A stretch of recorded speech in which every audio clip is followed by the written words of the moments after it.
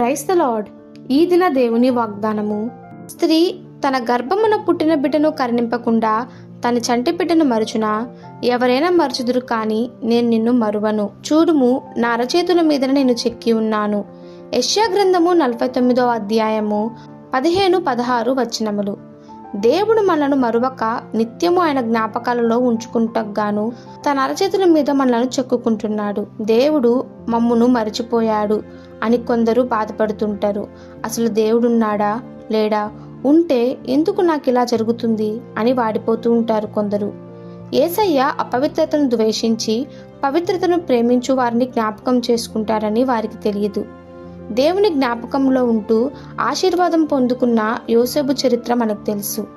తన అన్నల చేత ద్వేషింపబడి ఐగుప్తునకు అమ్మబడిన యోసేపు ఐగుప్తు సంరక్షక శతాధిపతి అయిన పోతీఫర్ ఇంట పనిచేయుచుండెను.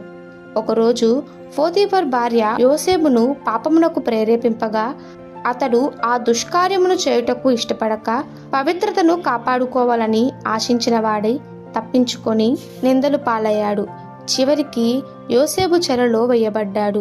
ఐగుప్తు రాజు యొక్క పానదాయకుడుకును భక్షకారుడుకును రాజు ఎడల తప్పు చేసినందున వారిని కూడా యోసేపు ఉంచిన చెరలో బంధించారు. ఒకరోజు వారిద్దరూ కలలు కన్నారు. వారి కలలు భావాలు యోసేపు వారికి చెప్పాడు. యోసేపు భక్షకారునితో ఇంక 3 దినాలలోగా ఫరో మ్రాను మీద నిన్ను వేలాడు తీయించినని చెప్పాడు. పానదాయకునితో ఇంక 3 దినాలలోగా ఫరో నీ ఉద్యోగము నీకు మరలా ఇప్పించును.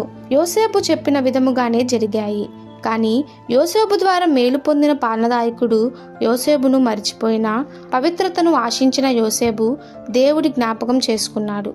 దేవుని జ్ఞాపకాల్లో ఉన్న యోసేపు చెరలో నుండి విడిపింపబడి ఐగుప్తు అంతటికి అధిపతిగా నియమింపబడ్డాడు. నేను తలగా ఉంచుతాను కానీ తోకగా ఉంచను అని సెలవిచ్చిన దేవుడు తన వాగ్దానాన్ని యోసేపు పట్ల నెరవేర్చాడు. మనుషులు మరిచిన దేవుడు జ్ఞాపకం చేసుకుని యోసేపునకు దేవుడి సమస్త అధికారాన్ని అప్పగించాడు. మరి మనము దేవుని జ్ఞాపకంలో ఉంటకు యోగ్యమైన ప్రవర్తన కలిగి ఉన్నామా? ఒక్కసారి మనలను మనం పరీక్షించుకోవాలి. దేవుడు మనలను మరువడు, మనమే దేవుణ్ణి మరుస్తాము. కాబట్టి ఆయన జ్ఞాపకాలలో మనం ఎల్లప్పుడూ ఉండాలని ప్రార్థన చేసుకుందాము. ఈ దిన దేవుని వాగ్దానము మనందరి జీవితంలో నెరవేరులాగున ప్రభు కృప మనకి తోడై ఉండునుగాక. ఆమెన్. God bless you.